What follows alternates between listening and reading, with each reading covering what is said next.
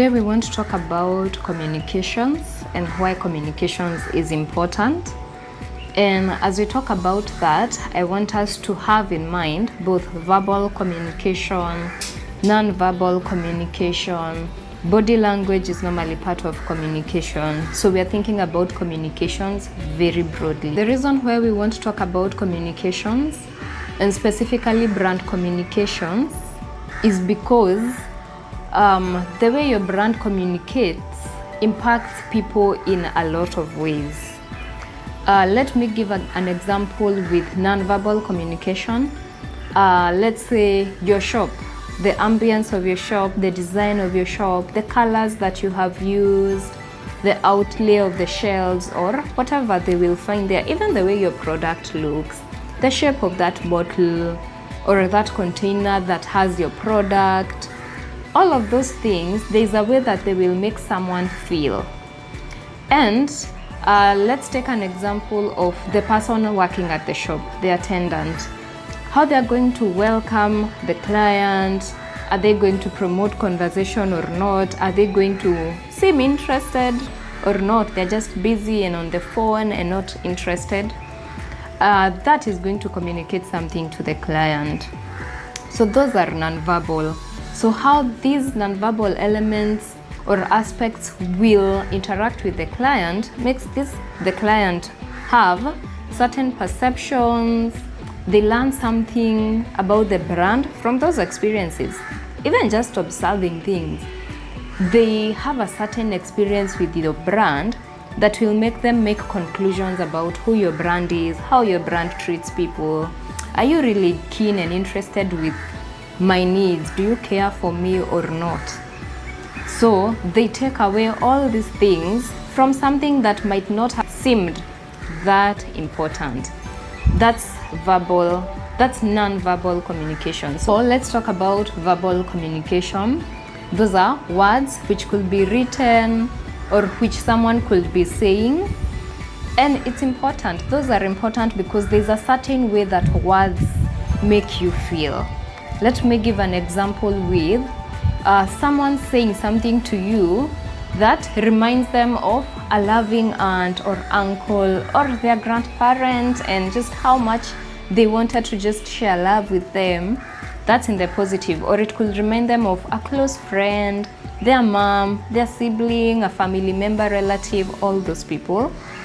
Or it could even make them nostalgic. They could remember their childhood home and their childhood experiences and how they grew up and bring fond memories. So that's on the positive side. On the negative side, there's something that you could say that could make this person remember a toxic relationship that they might have been in, a toxic parent that they have had to grow up with, toxic friends who they went to school with. So that means words create something in us. We normally say that communications create a universe in you. It takes you to a whole different world. That's why it's making someone develop nostalgic, fond memories of their childhood home. And that means that we need to be very intentional about our communication, therefore, because how we will communicate is going to make someone relate these words or what they are observing and experiencing with this communication with something positive or something negative. And that means that as a brand, as you're communicating, you really need to be intentional and think about what exactly do we want to bring up, invoke in people? What do we want them to feel? What do we want them to think? Because remember, building brand equity or helping people choose your brand, it's going to be because of what they have learned about your brand, the perceptions that they have carried, what they think about your brand, the experiences that they had. If they were positive, that is what they will dig up in their memory, and they are going to choose your brand over many other brands who are also doing the same thing that you're doing. So that means you need to be very intentional about the experiences that you're creating with the communications you do and everything else you do, because that is the learned information that this customer has is what makes that perception or the reputation that you have in the mind of the customer. And that being said, human beings want to be loved, want to be cared for, want to feel understood, want to feel valued, want to feel that you're giving them space, you're giving them time. And that means if your communication is able to deliver these things, then you're going to be at the top. Because no one does not want to feel that you care for them. No one does not want to feel that they are loved and they are important and you're prioritizing them.